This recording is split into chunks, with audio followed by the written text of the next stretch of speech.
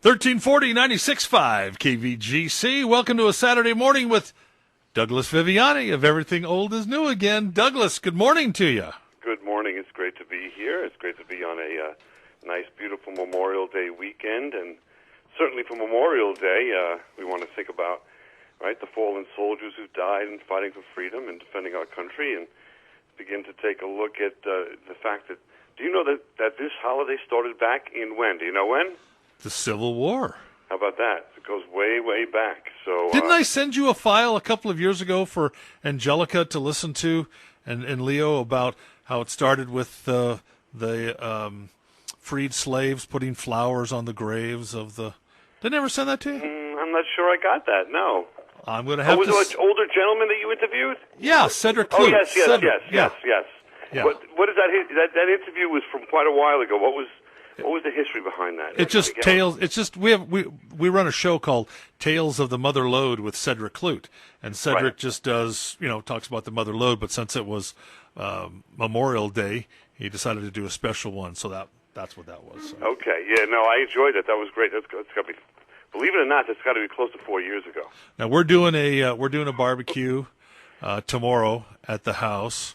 You got anything going on today or tomorrow or Monday? Yeah, I'll tell you, we've got on Jones Beach for the 15th annual air show, where the Blue Devils will be here flying their planes over in formation, almost eye level. I mean, it's almost like that. They're over the water. Jones Beach is a big, huge area of the South Shore of Long Island, and not only that, but a bunch of planes from World War II and Vietnam, and helicopters and all of that, and pleasure planes, and they'll have a little bit of a race, and it's an amazing day, so we'll have a lot of fun doing that. We have the annual Dust Devil flyover. Okay. So I said, is it possible that Long Island or East Northport has the upper hand on Jackson just this once? East Northport has the upper hand on Jackson today. Yeah, all this weekend. Every other time we've compared, you are doing some just tremendous things over there with the fair, and I mean everything that's going on in your neck of the woods. And I wasn't gonna make fun of it, but the East Northport County Fair can't compare with our county fair. But, no, you can barely call it a fair. Let's put it that way.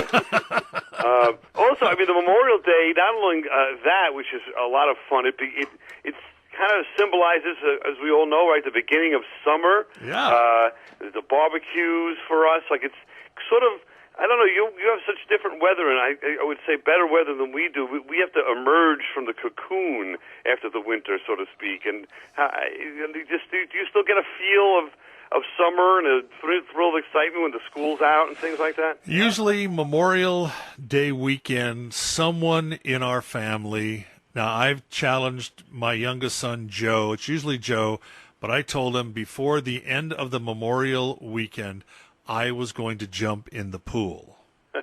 So that will kind of kick off. He usually does it. He's been doing it since he was, 4 or 5, and he's almost 21 now.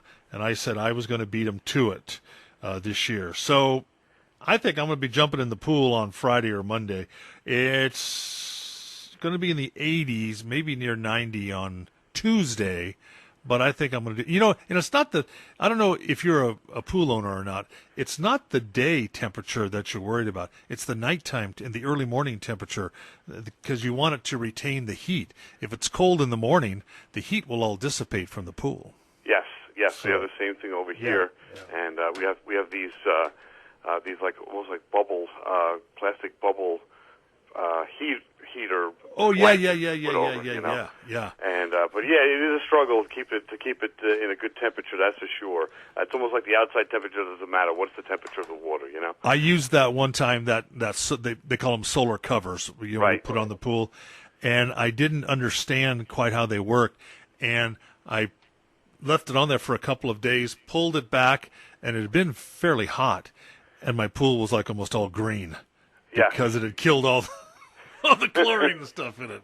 It's a difficult balance, that's for sure. Yeah. And, speaking of which, you get into that pool and you start everything off, and it's the beginning of summer, and now we talk about entertainment. To me...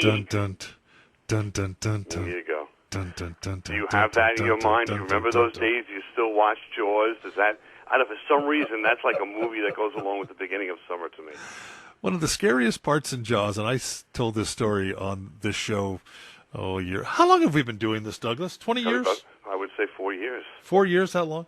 Yeah. A couple of years ago, I told the story. We were talking about Jaws, and the scariest part to me in that movie was when the head rolls out in that. You know when it's underwater and it's a sunken ship. Yeah, there's scuba diving. Yeah. Yeah, and there's a hole in that head. That caught me. That was my first in Jaws. And then the other part that really scares me is at the end when the shark is eating the ship. Because for some reason, a boat. The shark's eating the boat. I can put myself in their place for some reason, and that scared me. The rest of the movie didn't scare me at all. Yeah, it was sort of a roller coaster, and you got to know the characters and all that. So you maybe were scared, but also if not scared yourself, scared for them in a way because you kind of knew, them and liked those characters. And yeah, I agree with you. It was scary in those parts, and I was surprised by what was happening. It was something brand new at the time, and it was just from that point on. Every time we went swimming we had a boat, so we would go out and with my dad and all. Every time we'd go water skiing or anything like that, that in the back of your mind, even to this day, you still hear that soundtrack, right? Are you going to try to make it to Solo this weekend at all? I'm not. I have no interest in Solo. Really? I don't know why. It just does not. Even the background it doesn't appeal to me in any way, shape, or form. Harrison Ford, I don't think can be topped. And I know I hate to sound like that, but it doesn't appeal to me. What about you? Was it River Phoenix? One of the Phoenix boys? Didn't they play young Indiana Jones in the Raiders of the Lost Ark? I mean, the part in the beginning. Yeah. In the beginning of the third movie, I believe it was. How he gets remember he cuts his chin with the whip and stuff. Don't you think they should have gotten him to play the part? Well, he passed away, so kind of hard to get him to play it. If they did, it would be like a horror flick, I'm sure. But that was bad of me to say that. Was that bad? No, listen, who's to know all this minutia but me that sits around and thinks about these things, right? Who's to know this? But that was the whole thing, though. Indiana Jones, Back to the Future. I mean, these are summer blockbusters that I remember. What are going to be the summer blockbusters this year? I know Jurassic World 2 is on the list. Please put it to bed. Put it to bed. Oh, really? Jeff Goldblum is going to be in it. Yeah, possibly. I really like the Jurassic World 1, though, from a couple seasons ago. I think they revitalized that pretty well. Yeah, my boys are all excited about that. From JD, Jake, and Joey, all three of them, they really liked the Jurassic World 1. The one, what's Keanu Reeves? Pratt. Yeah, Chris Pratt. That was it. Yeah, from Guardians of the Galaxy. So they did get somewhere contemporary, and then now they're going to have Jeff Goldblum come back from the past with a nice mix there of the old and new. Yeah. I think it's going to be huge. I think it's going to be great. I also am looking forward to Wasp and Ant-Man. How do you like this one? Well, see, you're into that. No. I'm not saying it's not bad. I'm just, no. Yeah. I'm not. I think I like it more for the kids. The kids are so excited to see the things miniaturized and all that, And then Mission Impossible 6, Fallout. Any interest in that? Tom Cruise. Maybe. The problem with it is that, and I don't know if this is good or bad of me, but Tom Cruise's his star has been tarnished with me after watching Leah Remini and her Scientology show. Yes. So, but I never was a real big Tom Cruise fan. I didn't, I enjoyed all the movies from the back in the day, and the last Mission Impossible was a good one. But I don't know. I think it's hard when they have this aura about them, and most of the time it happens to me when these actors speak out themselves. They ruin it. This particular one, he doesn't necessarily speak out about it in public. But, when they have that aura about it, and you can't look at the screen without thinking about either their politics or the stupidity of what they did socially, or, in this case, Tom Cruise and his religion, I guess. It's a real problem, and he gets close to that because it's really hard to to watch without thinking of those things. And that's why, to me, I mean, their job, even with these ball players, with the football players, this new thing they just announced with the national anthem, when you're bringing politics and things that are controversial to something that you're trying to appeal to everyone, you're running yourself into a real problem here, and you're gonna hurt the product itself. It'll be interesting to see. I know the owner of the New York Jets said that he'll pay the fine. Yeah, and I canceled my Jet subscription. I hate to tell you, I don't want to hear that. It's might be controversial, but especially on Memorial Day, listen, this is a time for 2 minutes to listen to the national anthem. You're working for someone. If I worked for someone and they told me if I'm on a radio show and they tell me I can't curse, so if I want to curse, I can be fired. And right. If that's that, those are the rules. If I want to curse on my own time or profess whatever I want to profess on my own time, that's a whole different story. But they're working at the time, and they're offending some of the country, and the ratings are down, and they're going to continue to go down. That's just me. I don't know. Douglas, we could have an entire show, an entire week-long series, a yearly series about this, what I'm going to say. It all boils down to we give too much credence, we give too much respect for men who are actually boys playing a kid's game and are multimillionaires, and we think their opinion really counts. Right. What does their opinion count? What is the opinion of a movie star? What does their opinion count? Come on. Right. They're make-believe. It's make-believe. And football, sporting, I kind of lump that into the make-believe world as well. It's not real. Folks, I agree. It's not real. And where does their knowledge come from yes. for some complicated issues? Yes. I'm not saying they're on the right place, but there's a time and a place. And further, if you've got this following, you've got to be responsible with it, I think. And it's not responsible, in my view. I agree with you 100%. Yeah. Why are we giving them so much credibility? And same thing with heroes. Should they be? I don't think they are anymore as much as they used to be. They shouldn't be these heroes that the kids are looking up to all the time. Yeah. We've seen them fall how many times, right? Hey, speaking of that, how about this week's show? Well, we can talk about heroes of mine, the Radio Mystery Theater. I don't know if you remember this show from the 1970s. Yeah.